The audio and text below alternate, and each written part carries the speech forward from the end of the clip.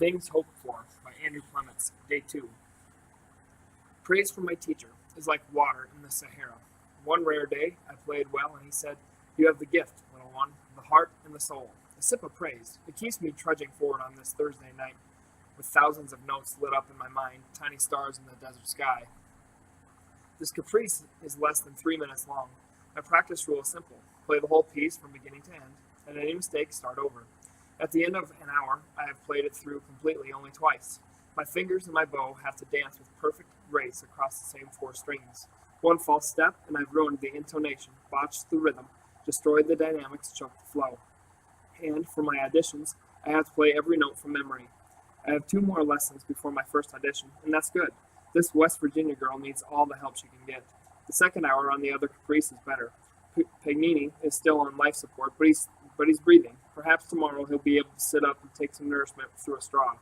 Then I spend an hour on my Bach partita, and then I run through the first movement of the Sibelius Concerto. And then it's time for food and rest. I'm an athlete, and this is my training camp. Walking up to the first floor, the house feels too still. I can still hear CNN, but I know it's only noise. And when I turn off the TV, the silence is complete. No traffic on 109th Street. And even if there were, the brick walls are 18 inches thick, and all the windows are triple glazed. The upstairs tenants are quiet. I wish I could hear Grandpa snoring through his bedroom door. Is the perimeter secure? That's what Grandpa says. Asks me every night. It's from his years in the Army. And after I check all the doors and windows, I report back, "Perimeter secure, sir." And then he salutes me every night, until now.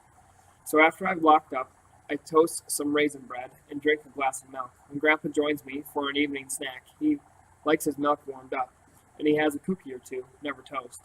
Cooking just for myself is going to be simpler, so I guess that's one good thing. When I go into the study to turn off the desk lamp, I see the stack of mail from this afternoon, and I remember, I have a letter from home. I carry it downstairs to my bedroom and lay it on my pillow. When I'm ready, I climb into bed, open the letter, lie down on my side, and begin to read. February 8th. Dear Gwendolyn, it was good to talk to you last Sunday. I saw George Robbins, and he said he'd had an email from you. I keep asking for a computer of my own, but your father says we don't need one at home since he's already got one at work. A lot of good that does when your sisters need to type their schoolwork. After the time when you send us a message, your dad forgets to tell me. And then I have to remind him 3 times to print it and bring it home. And I have to say, an email isn't near as nice as a real letter in the mailbox. Well, we're all fine here, except James isn't liking his job at the garage. Boys shouldn't try to work for their dads, if you ask me, which nobody ever does. I've told James a dozen times that I would help him with college costs, and I think he might be starting to listen to me. And it's about time. Harlan's steady as a rock. He's just started working for a big insurance company in Charlotte, and he says he likes it. He doesn't get home as often as I'd like, but you know me. If I had my way, we'd just keep making this house bigger, and you could all live here with me forever. Sharon's been to 3 dances with 3 different boys in the past month. I worry about that child, but I don't think she's anywhere near as boy-crazy as I was, once upon a time. Carolyn seems a little more sensible, but she's still young yet. Getting straight A's, too. I've got the schedule you sent me on the wall in the kitchen where I can see it every day, and I pray that you are happy. I don't know how you can stand that city, except I know it's where your music is. Your Uncle Belden asked me again if you won't send him a recording of your playing. I think he has told every man, woman, child, and dog in this part of the state that he's the one who gave you your first fiddle. He is so proud of that. You know he'd be happy with any little thing. Not right away, I know, because of your college tryouts, but it'd mean the world to him. I'm going to bed now. You keep safe. He may not show it, but I know Grandpa Page loves having you there as much as I hate having you gone. He's been awfully good to you, so you say thanks every chance you get. I'm counting the days until June. You're always in my prayers. With all my love, Mother. I fold the letter and tuck it with the others in the drawer of my nightstand. I feel bad about Uncle Belden. I have to make a CD of my playing to send along with my college applications pre-screening just to get an audition. These schools want to hear a recording first to see who deserves to try out in person. I could have burned an extra CD and sent it to Uncle Belden, and I should have, but I didn't. People hear I'm from West Virginia, and right away they think poverty and dirt floors and hog farms down in the holler. My folks are about 20 minutes outside Charleston, and where we live, it's not like that.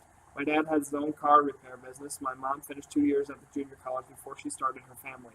I guess we are middle-class Americans. Still, every radio button in both the car and pickup plays country, and not just because that's all there is to choose from. We don't have a lot of money, but we've never been poor. Not my mom's family, they're poor. They live in the hills about 2 hours east. Not dirt floor poor, but pretty close. They live scruffy, and it would be hard to say how much money my dad's loaned them over the years. Hard for me to say, I mean. I'm certain that Daddy knows to the penny. Uncle Belden is my mom's brother, and it's fair to say he's the reason I'm here in New York, even more than Mr. Richards. When I was little and we'd visit, he'd always play his fiddle. He had the magic, and everybody listened, even Daddy. It's almost my earliest memory, sitting on my mom's lap listening to that sound, and then wailing for more when it stopped. Belden knew. He told my mom, "That Gwenny, she's got the music. You wait and see." Turns out we didn't have to wait long. I was 4 and Belden gave me one-fourth size violin for Christmas. He put the tiny fiddle in my hands and showed me how to tuck it under my chin, how to hold the bow up and scrape it back and forth across the strings. And to me, it all felt as natural as jumping in the creek on a hot afternoon. Every time we went up into the hills to visit Belden and I would play for hours. We found the most amazing harmonies. And when I was 10, Belden declared, "This child knows more about fiddling than I do." And thinking of that simple time makes my eyes smart. But I blink hard and turn off my lamp. And I make myself promise to send Uncle Belden a CD. And I make myself stop wondering about how Grandpa's doing and how I'm going to get the roof fixed. And I make myself stop worrying about my auditions. And then I make myself close my eyes and say a prayer and rest. And I make Thursday come to an end. Because I am the brave one. Chapter 3, Tightrope. She is balanced on a tightrope, thin as an E-string. There is only emptiness below, and the rope slants upward. In the mist above her, there must be a place to rest, a platform she can cling to, but she can't see it. Wind and rain slap at her from behind. There is no going back, and there is no net. And she tries to take her next step. The rope goes slack. She is dropping into the darkness. And as she falls, I sit up, bed drenched with sweat, breath rasping in my throat. Then my alarm clock goes off. First, I remember that I'm Gwen, and then that I'm in New York. And then that it's Friday morning, with only 4 more days until my first audition. And then I remember Grandpa's phone message, 4 items. I can only deal with the first 3 because the 4th one is too upsetting. I think maybe I should get out the yellow pages and call every hospital in the city until I find him, because I don't want him to be alone. If he needs help, I'll help him. Did he think he couldn't ask me? That I'm that preoccupied, that selfish? And I'm almost angry at him for putting me in this situation, for making me feel so guilty and helpless.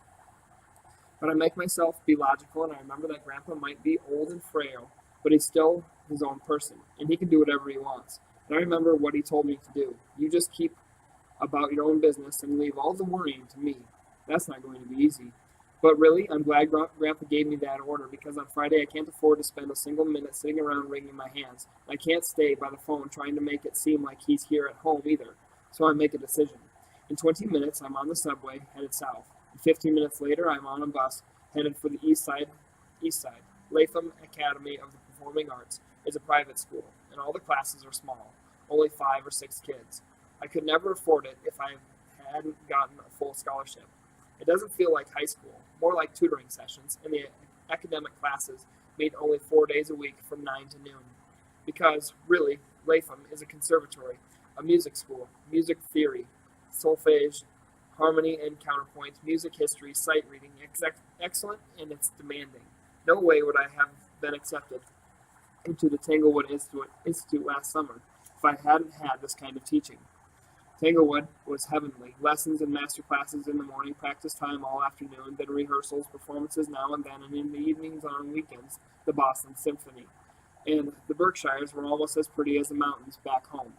But even in that perfect setting, there was tension, this undercurrent of competition with all the violinists checking each other out. Because I know the kids I studied there there in Massachusetts last summer are the people I'll see again and again at auditions and competitions and festivals for the rest of my musical career, if I ever have a musical career. At 9:30, Mr. Ware is leading a discussion of The Sun Also Rises, but I am replaying last night's practice session in my mind, deciding which parts of each piece need the most work. And the part of my mind that isn't thinking about my auditions is worrying about Grandpa. At 10:30, my physics teacher is explaining surface tension and capillarity, but all I can hear is the cadence of the saraband in my Bach partita, and Grandpa's message replaying in my head for the 10th time. By noon on Friday, I'm dying to get to a practice room, but I make myself eat lunch first. I know I'm going to need the fuel. When I tried to skip dinner one day, Grandpa told me every officer knows that an army marches on its stomach. So does an orchestra, and don't you forget it. Now sit here and eat a real meal, and that's an order. Marcy sits down across from me in the lunchroom. She plays cello, and we're in a chamber group together. I have sat beside this girl for dozens of hours, and we've played Mozart and Haydn and Bach together, gorgeous music.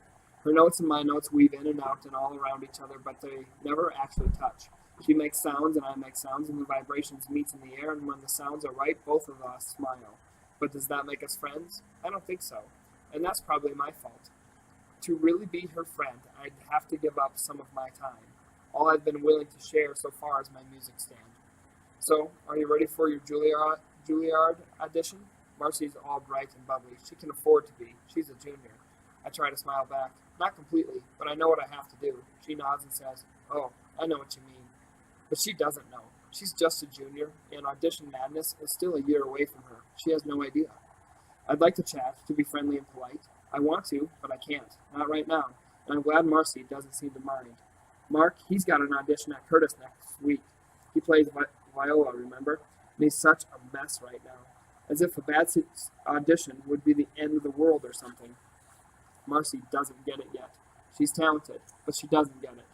Because her boyfriend's right. A bad college audition is the end of the world, or at least it's the end of one world. It means you have to go and find another world to live in. A world that's not about studying with a great teacher or learning new pieces or mastering an instrument or playing music for a living, and a world that's less perfect. A world where music might become a sad, wistful hobby. I'm done with my sandwich and I finish my milk and I smile at Marcy. See you later. Okay, and good luck on your auditions, Gwenny. Thanks. I walk up the winding staircase to the 3rd floor and go to my favorite practice room. Good luck, everybody says. Good luck. I open the case and rose in my bow. It's not about luck. Mr. Ware has a quote by Ralph Waldo Emerson on the wall in my English room. Shallow men believe in luck. Strong men believe in cause and effect. I close the practice room door and begin my warm-ups. Fingers, strings, pressure, bow, friction, sound, cause and effect. Emerson gets it.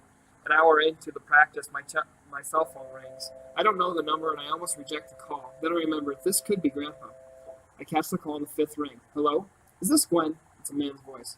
Who is this? Lawrence Page gave me your number. I'm Kenneth Grant, his attorney. Oh, Grandpa called you? Because that would be wonderful news. No, I got a voicemail from him late Thursday afternoon, very brief. But in the message, he asked me to check up on you. I don't really know why he wanted me to call. So, everything's okay? Yes, fine. Grandpa's paying his lawyer $300 an hour to see if I'm all right. It's ridiculous, but it makes me feel good anyway. And you're a music student, right? He told you that? Yes. And you're in college? Not yet. The lawyer pauses. So what's going on with Lawrence? Is he okay? That tells me Grandpa hasn't told this man about him leaving. More cautious, I say, sure, fine, he's fine. But I don't believe that. Neither does Kenneth Grant. Picking his words, he says, you know, your grandfather's been my client for 12 years now, and I've known him all my life. And if he needed some help, or if you needed any help, it would be all right to tell me about that. I know how he's under pressure to sell his house. I know about his brother, his finances, his health, everything. I can feel how nice it would be to talk to this man, to ask him for advice, but Grandpa's instructions on my answering machine are clear. Please don't tell anybody. So I say, Grandpa naps a lot, and I think he gets worried about me being out around the city all day, and sometimes I don't get home until after dark. He gets worried, that's all. A long pause, and then Mr. Grant clears his throat. So, you don't think it's odd that I've tried to reach your grandfather 6 times since 9:30 this morning, and he hasn't answered? Hasn't called me back? You think he's just napping a lot? I'm not ready to play this game, and it shows. He might have walked over to the park, or maybe he's been with some friends at the coffee shop down the block. Oh, so he's doing better with stairs now? Yes, much better. This man knows I'm lying, but I don't care. I don't want to talk about Grandpa or think about Grandpa or worry about Grandpa, and I need to get back to Siblius. So I say, well, thank you for calling me, Mr. Grant. I'm sure this will make my grandfather feel better. All right, he says. My cell phone number is in your phone now, so if you need anything, either of you, call me. And I mean that. You probably don't know this, but Lawrence saved my dad's life in Italy in 1943. Took a bullet in the leg doing it. If it wasn't for your grandfather, I wouldn't be here. And I live close by. right at Riverside and Main 5th. So you can call me, or call me day or night, okay? Okay. Goodbye, Gwen. Goodbye. It takes me 10 minutes to bottle up a fresh batch of fears about Grandpa, and 10 more minutes to get back into the concerto. I play for another hour, but my heart's not in it now. I can't shake the feelings that things are skidding, sliding out of control, and I hate feeling so powerless. At 2 o'clock, I leave school and head for the crosstown bus that will drop me at 72nd and Broadway for the subway ride up to my lesson, because that's something I can control. I can be on time. My lesson begins at 3:15 on Fridays, and if I'm even a minute late, Pyotr Malenovich locks his door. It only happened once. Do you think you can rush out onto the stage after the concert has begun? He shouted at me through the wall. I haven't been late since. It's a sunny afternoon, and the bus sails across Central Park. The subway gets me close to my neighborhood a little after 2:30. I've got all kinds of time, so instead of riding directly up to 116th Street, I get off at 103rd because I'm going to stop in at home so I can dump all my school bucks and grab a snack. And I'm also going to stretch my legs in the process and try to breathe in some real air, or as real as air ever gets around here. The city is great for walking, especially when weather's right, and considering it's February, there's nothing to complain about. It's one of those fall spring days, the kind that brings New Yorkers out of their caves for an afternoon stroll. All the produce shops on Broadway have flowers spilling out onto the sidewalk, buckets and buckets of them, and I can't resist buying a huge bundle of daffodils, and they make me think of that poem. I wandered lonely as a cloud that floats on high over vales and hills, when all at once I saw a crowd, a host of golden daffodils. I found that in a Wordsworth collection. He's really good. He doesn't get to me like Yeats does, but he knows how to paint a scene so I can't forget it. I get home, go in on the ground floor, drop everything but the flowers, and run upstairs. A minute later, I'm in the kitchen with a mouthful of sliced turkey, and I'm pouring a glass of milk, and I glance across the parlor, and I can see into the study because the desk lamp is on, and I see a shoulder of someone sitting there at Grandpa's desk. I choke on the turkey, and I croak, "Grandpa?" Because it has to be Grandpa. It has to be, but it's not. The man stands up, and Grandpa's not that tall, and the man turns around, and he smiles, an amused smile.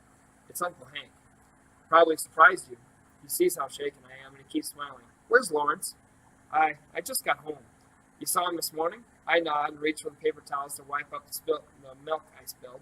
My heart is tapping about 16th notes. Not like him to be out on a Friday afternoon. I called and left a message I was coming. Another smile. Maybe that's why he's not here. So I use my key. I hate him being here. Grandpa would hate it too. It's 2:52 on Friday afternoon, and I have to leave, but I can't. Not with the answer machine sitting right there at Grandpa's desk. If Uncle Hank plays Grandpa's message, he'll put me out of this house so he can sell it and get the money. He'll make me leave.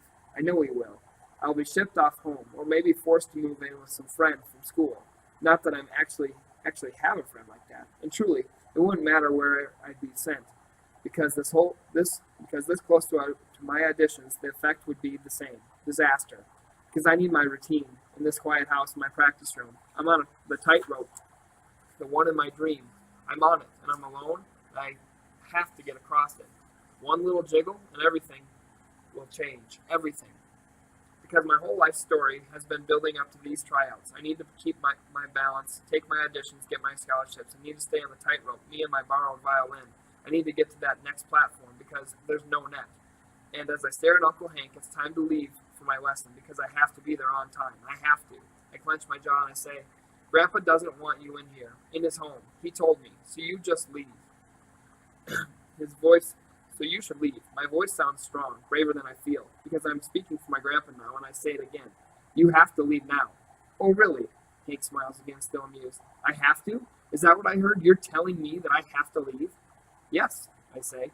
Then I hold up my cell phone. And Grandpa's lawyer, he'll tell you too. Shall I call him? His name is Kenneth Grant. Uncle Hank's face changes when I say that name. Less smile. I push on. I already talked with Mr. Grant once this afternoon, and he said if Grandpa needs any help, or if I need some help, all I have to do is call him. And it's time for you to leave Grandpa's house now. So, should I call Mr. Grant? Do I need some help? Do I? He looks at me. Grandpa said not to judge him too harshly, but I'm losing that battle. I can't believe this person is Grandpa's brother. His lips keep smiling, but not his eyes. He shrugs. "You don't need help. Not yet. But you might if your daddy knew you were sassing me like this, and he crosses to the parlor door and opens it. I was ready to leave anyway. When you see Lawrence, you tell him to call me. It's important. Goodbye, Gwenny. And he yanks the door shut so hard that a painting on the opposite wall shakes and tilts to a crazy slant. I run to the door and chain it, my hands shaking. And then I slam the fox lock in place, the long steel rod that leans between the door and a slot in the floor. Uncle Hank might have a key to the deadbolt, but Grandpa added fox braces to the 3 outside doors just a month ago, and there are only 2 keys, Grandpa's and mine, and the brace release locks have Medeco cylinders, pick-proof. New York turns everyone into a lock expert. I scrambled downstairs, trot past my bedroom, past the door to the basement, through the laundry room, and into the utility room, and I put the brace rod in place against the door to the backyard. My pulse is still racing, and I go back through the utility room. The compressor on the big freezer kicks in, and I nearly jump out of my shoes. I'm at the ground floor door, and I only have 13 minutes to get to my lesson. I use the straps and put my violin on my back. I put the brace rod into its groove, and when I close the door and turn the key in the cylinder, I hear it settle into place with a solid clunk that seems to echo through the whole empty house. Perimeter secure, sir. I trot over to Broadway, and I flag a cab because I have to be on time for my Friday lesson. I have to be. Grandpa would want me to be on time, even if it meant that I had to leave my beautiful daffodils gasping in the kitchen sink. And I'm on time. I make it to the 3rd floor studio with only a minute to spare, because I will have my lesson today. I will play my best for Pyotr Milovinovich, and he will teach me to play even better. I have earned this tightrope. I will move ahead. I will get to the next level. No wishing, no dreaming, no luck. Cause and effect. Chapter 4. Familiar face. A good lesson is when my teacher doesn't scold me. A great lesson is when Pyotr Milovinovich smiles or nods. Friday's lesson is better than great. When I play the runs and the double stops of Caprice 17, there is a smile. When I plunge into the 3rd movement of the Sibelius Concerto after 8 measures, there is a nod. I've heard other kids at my school talk about their private teachers, and our experiences are so similar. Any one of us would walk through fire if we thought that would make our teachers approve of our playing or compliment the tiniest bit of progress. It's scary how much power Pyotr Milovinovich has over me, over my life, and how I feel about myself as a musician. I want this strange little man to be so proud of me, proud to call me his student, proud that I've begun to master another difficult piece, proud that his teaching has helped me ace an audition. A smile and a nod, a superb lesson. On my way home, I stop at the cafe on Broadway to give myself a small reward, cocoa, cake, and yeets. As I try to decide how large my cocoa should be, it occurs to me that it's nice not to have to rush home to see how Grandpa's doing. And immediately I'm ashamed of myself for having such a selfish thought.